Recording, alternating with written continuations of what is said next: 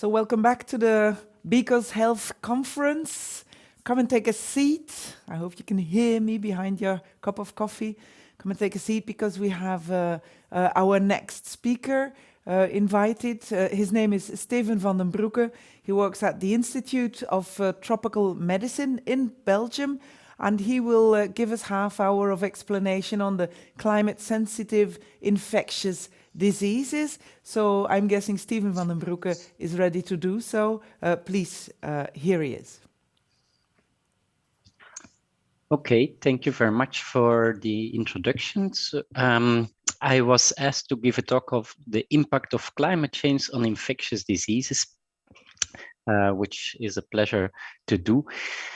Instead of ending my talk with key messages, I want to start my presentation with it. What I want you to remember at the end is that the impact of climate change on infectious disease is a complex matter. It's multifactorial. The human response to a prediction is very unpredictable. Microorganisms and vectors, they don't read textbooks nor scientific publications that tell them how to behave. Good surveillance is crucial. We should observe and act quickly without panicking. And a key message is that countries with the poorest response capacity will probably be the biggest victims. So when I start, I want you to make a reference to two very important key articles written by the most renowned medical journals, the New England Journal of Medicine, which published an article 2 years ago, The Imperative of Climate Action to Protect Health, and a very recent report of the Lancet Countdown on Health and Climate Change. And both say there is a code red for a healthy future, and they want us to act now, to act quickly, take measures to avoid future catastrophes. I can strongly recommend their reading to you. I want to clearly delineate my talk because you have climate it has many aspects. So there's carbon dioxide increase, pollutants, rising temperature, rising sea levels, extreme weather events, and they can all have different sorts of effects on human health. Extreme weather events, catastrophes can happen. Social factors with climate migrants, with a lot of mental health problems. There's also heat stroke, the polluant effects on respiratory disease, cardiovascular diseases. They are all very important, but I will talk about the impact of climate change on infectious diseases, which are water, food and vector borne diseases. So what do we know objectively? This is for the past 150 years, the temperature on Earth, and you can see today 1.1 degrees increase is already there. What are projections for the future? Well, this is the 25th percentile projections for up to the coming 20-30 years to come, and this is the 75th percentile. So this is the moderate case, this is the worst case scenario, and you can see where it's red, temperatures will increase, and especially the polar regions, temperature increases up to 9 degrees might be expected in the decades to come. This is a model that I want to explain to you, because and often predictions for infectious diseases, they are not considering the right side of the model. So climate, it determines temperature, precipitation, humidity, wind, dust. So it will cause climate change, and then you have a host, like the human host or animal host, a pathogen, and its transmission by vectors, by water, by food. So you have infectious disease by all these different ways of transmissions. So often you get a simplistic model says there is a change in this, we calculate, and this will be the impact on infectious disease. What I like about this model is that it also considers the human adaptation to a prediction. So if there is a prediction, humans will do something. Just look at COVID. Did we say, now let's look at the natural evolution as if we were animals, how COVID is going over us? No, strong measures are taken. The same would apply for malaria. If in some regions it would become endemic again, probably we will not just observe what is happening. So one of my key messages is the human response to a prediction is by definition unpredictable. But what is certain is that these adaptation mechanisms, often the poorest countries, they have the weakest response capacity, so often they will be the hardest hit by climate change. Now, I want to go bit by bit on temperature, precipitation, humidity, wind, and dust. Most of it will be on temperature, how it can impact the prevalence of infectious disease. And I want to start with an example of malaria. So this is a difficult word, extrinsic incubation period of malaria, which means I will immediately explain what I mean. So malaria, it's a parasite. Humans can get very sick from it, and it's transmitted by mosquitoes. What does a mosquito do?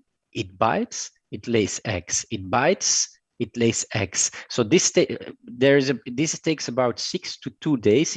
It differs. And imagine this mosquito bites at this moment somebody who is infected. So the parasite goes into the mosquito. At 25 degrees, it will take 12 days before the parasite arrives in the salivary glands of the mosquito, and it can infect another human being. So then every couple of days, there will be infective bites, and the disease, malaria, will be transmitted to several people. Now, this is also a complex graph, but I want to explain that it is multifactorial. So what does temperature do on survival of mosquitoes? When temperature rises, you see mosquitoes will survive longer. When it becomes too hot, mosquitoes don't like it either. When it's very cold, like for the malaria mosquito, Anopheles, below 16 degrees, it does not transfer. So if we go to our model, when it gets hotter, yes, there will be more infectious bites. When it gets colder, the mosquito dies before it can transmit diseases. Then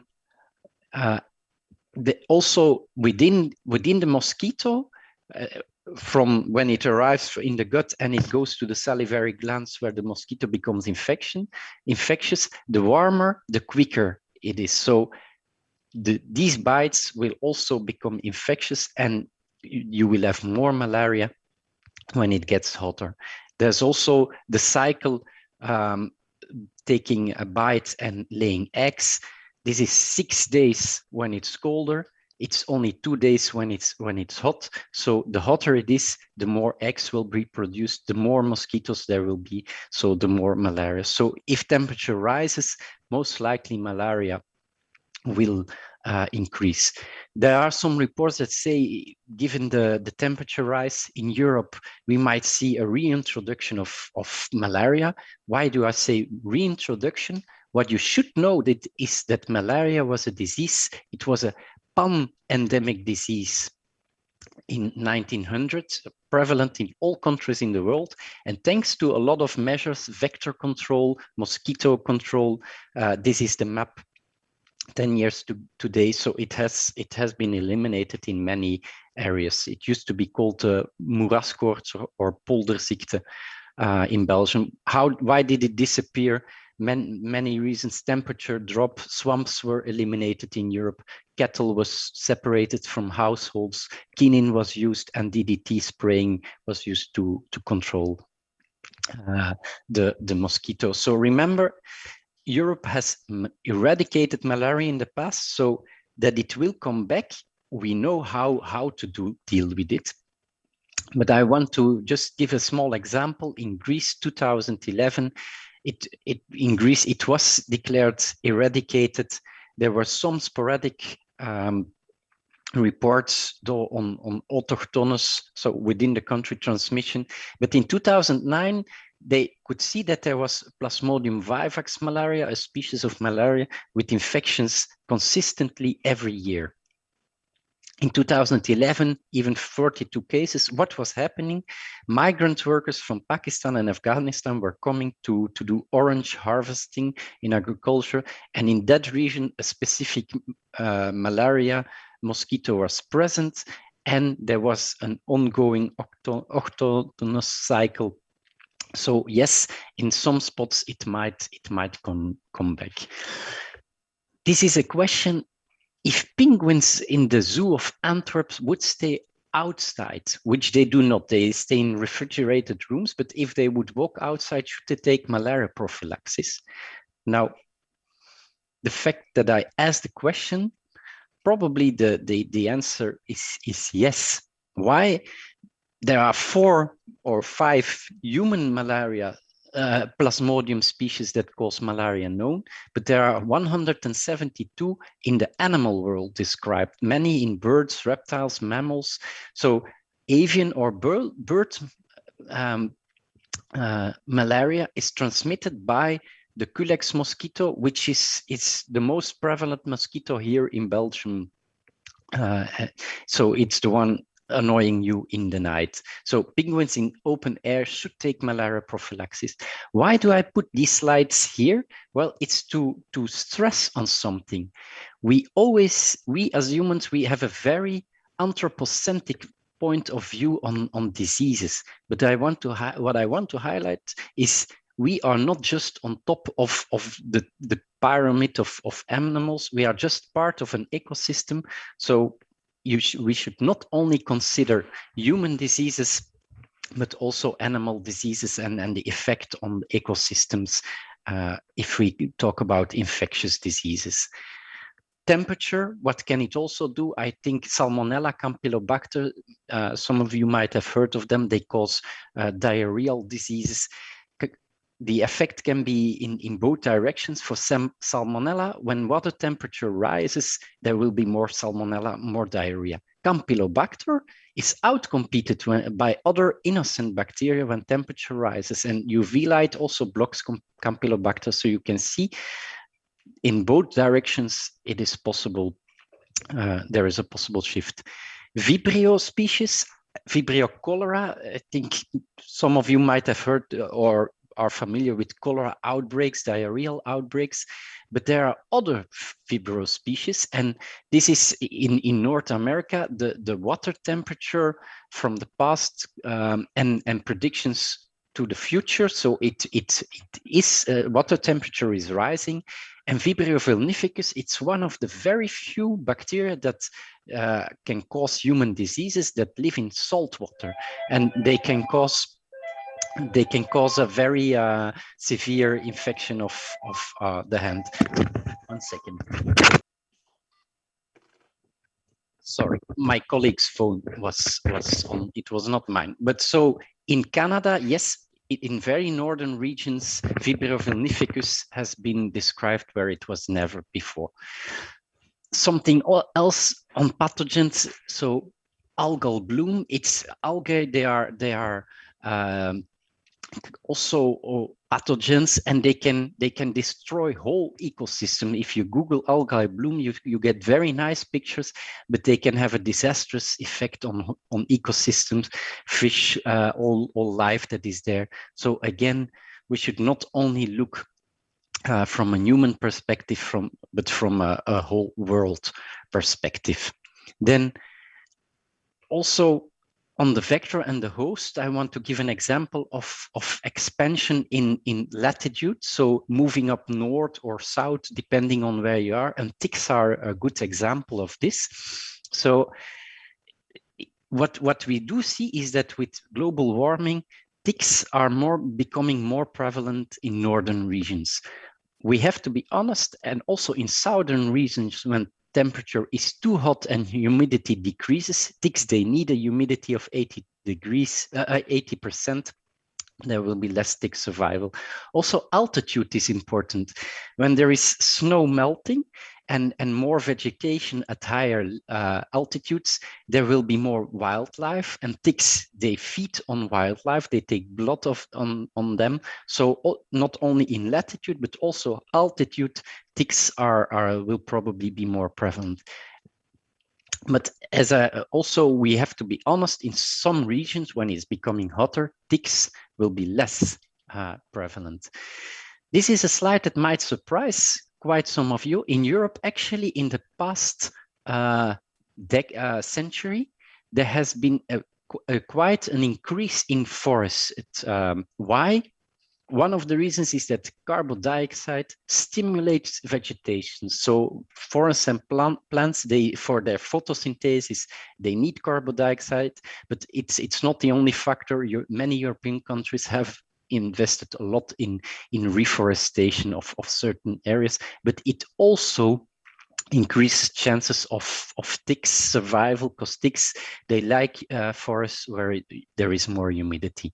I'm not gonna walk through all pathogens that can be transmitted by ticks, but there's actually a whole zoo that you can, Lyme disease, rickettsial disease, there are hemorrhagic fevers, so there's quite a potential of diseases that might increase when there are more ticks.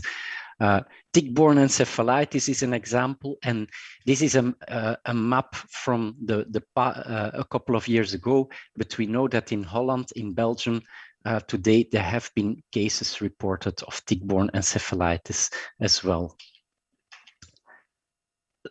Another example of temperature effects on the vector and the host in China, when the winter temperature rises, a certain snail, Oncomelania, which transmits a worm, schistosoma, the snail thrives well when the water temperature is higher. So it has been seen that schistosomiasis was seen in new areas. This is the snail. It has a complex cycle, the worm getting into the human by freshwater contacts. This is the Nile agricultural activities, and it can cause liver disease, liver fibrosis, and blood in urine.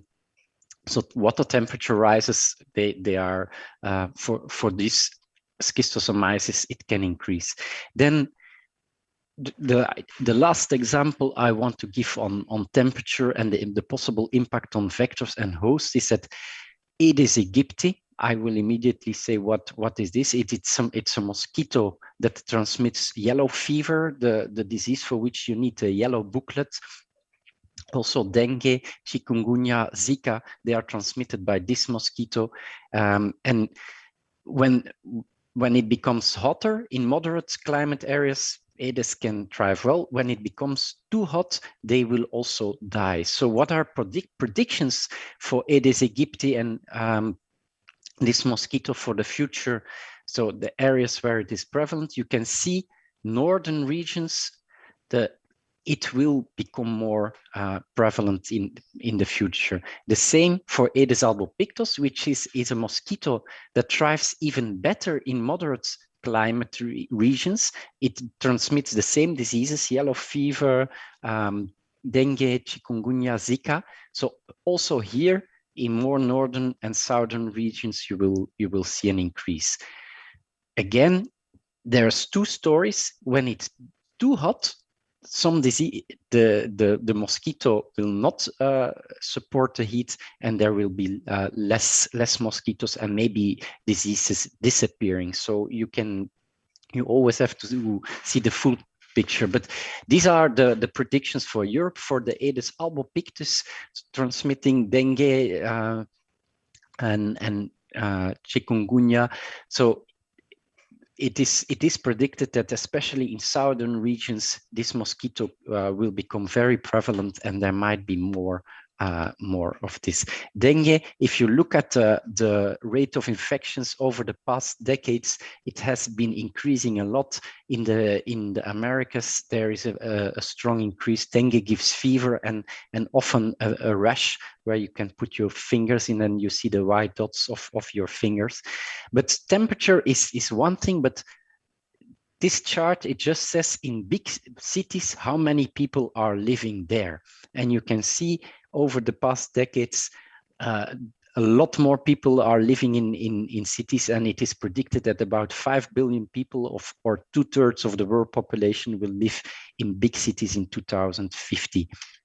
Does it matter? Yes, because one of the drivers of dengue infection is unplanned urbanization. So you have a nice organized city. Here, people will need to get water recipients, which are ideal for mosquitoes to lay their eggs.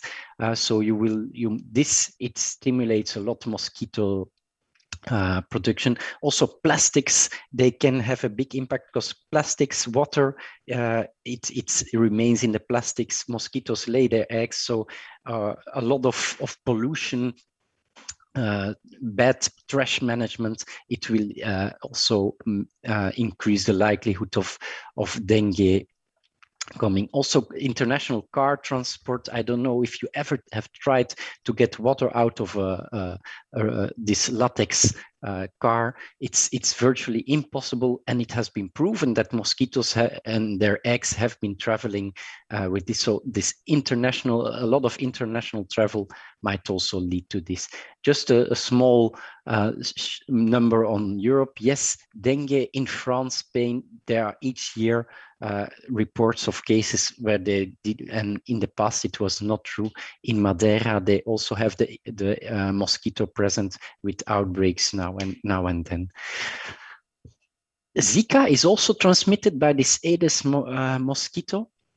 What do we see? There was a huge outbreak, and at some point, women or couples that wanted to go on honeymoon, had pregnancy plans, or were pregnant already, they had nowhere to go in the world because there was a big outbreak.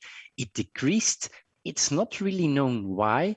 It could have been a big outbreak, a pandemic today, but pathogens, they don't read textbooks, so there are predictions, but they don't always are correct.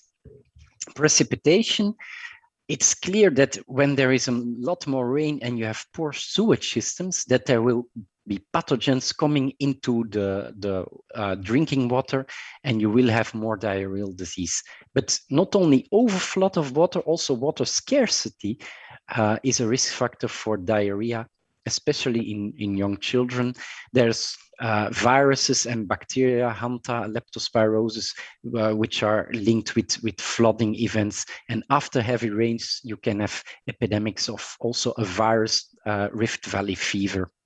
So this is just leptospirosis. The rats, they urinate in water. So after flooding, you can see more cases. In Belgium, the Titan Run did not survive after 2 editions where we had several cases of leptospirosis. And Rift Valley fever, after heavy rains and climate change, it is predicted there will be more heavy rains. You see an epidemic in animals that then might spread to humans. So Rift Valley fever got its name thanks to the continental drifting plates, goes from north to south Africa. Drought, I've said water scarcity is also a risk factor because fast flowing water pathogens, they don't stay there. If you have to drink from this, the concentration of pathogens will be much higher. Rotten material is also ideal for mosquitoes, and viruses or parasites transmitted can profit from this. Humidity also plays a role when just for flu, you see that mainly during dry season. So if we get if stronger winters are there, flu or other airborne transmitted diseases might become more prevalent. A small word on sunshine. The cholera outbreaks are more likely when there is so Vibrio cholera, the bacteria, more likely to be in high concentrations found in water when there is sunshine. Wind can have effects. It has been proven that flu epidemics followed the wind stream, so downwind there were more cases, and wind can transport pathogens across oceans. Mosquitoes, they don't like wind, so they will bite less, but their flight distance is extended. Other factors, crop failure, might be due to climate change, which leads to malnutrition. If you are malnourished, you are much more prone to get infections due to low immunity. So I discussed all the factors that can have an impact on infectious diseases. Just something on extreme weather events: El Nino, a warm wind current, La Nina, drought, flood. They have been linked with several epidemics in the past. Sometimes there was a clear link. You have to be cautious. Time correlation is not always causality, but the links, there are several reports about them. As a last thing, I want to take you with me to some predictions from the past. This is in the the JAMA medical journal in '96, a report that says that quite some infectious disease, that it is highly likely or very likely or likely that it will, the prevalence will increase. I just want to show for malaria, it was predicted 1 million additional fatalities per year. What do we see? Actually, in the last 20 years, malaria has gone down quite a lot. So predictions from the past, I think 9 out of 10, they are correct, but for some diseases, the likeliness was in the opposite direction. Does it mean we should not make predictions models anymore, and to say, look, we cannot, it was predicted to increase, it decreased? No, it might be that thanks to these predictions that said malaria would increase, programs like rollback malaria initiatives have been started, and thanks to these predictions, actions can be taken. And of course, a key thing is when you make predictions that say that it's likely that diseases will become more prevalent, you can not only attack the consequences, but it might be a better idea to do something about the cause, which is the climate change itself. So here again, this article in the New England, for many diseases, it's a call for action to decrease the likeliness. But you have to be careful in media, popular press, and also scientific press. Alarming messages are often taken up much more. This is an article I together with a colleague, we gave an article to a popular press magazine, and it was very well describing what we explained, how it can influence. But the title, the journalist says, I don't know the title yet, but our magazine has to be sold, so you have to be careful with there is a bias towards alarming messages. I hope I could convince you that the impact of climate change on infectious disease is a complex matter. And I would strongly like to encourage youngsters to keep lobbying for action now.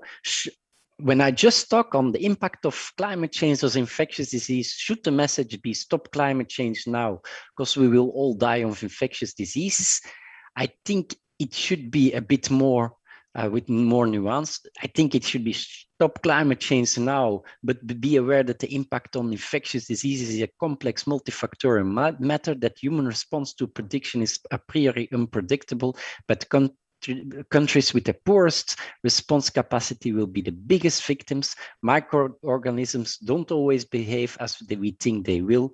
Good surveillance is needed. We should observe, prevent, and act now based on the current predictions. I think this is a a better thing. And don't forget, we are not the only ones on the planet. We should not only look with human eyes to infectious diseases. And as I said, infectious disease is just a small part on the impact on health as in general. So I hope I could bring some nuance, and I hope we can hear your voice in the future to ask politicians for strong measures. So with this, I want to end my talk, and thank you very much for listening. Thank you very much, Steven van den Broucke from the Institute of Tropical Medicine in Belgium. Well, it's good to hear your comforting words, and I get a comment here from someone. The fact that humans are able to adapt to climate change is indeed very comforting. But there is a critical remark in the same message. What about tipping points? Will we still be able to predict the consequences? And what about the limits of our adaptation? Of course, these are questions that will be answered in the future. Thank you so much.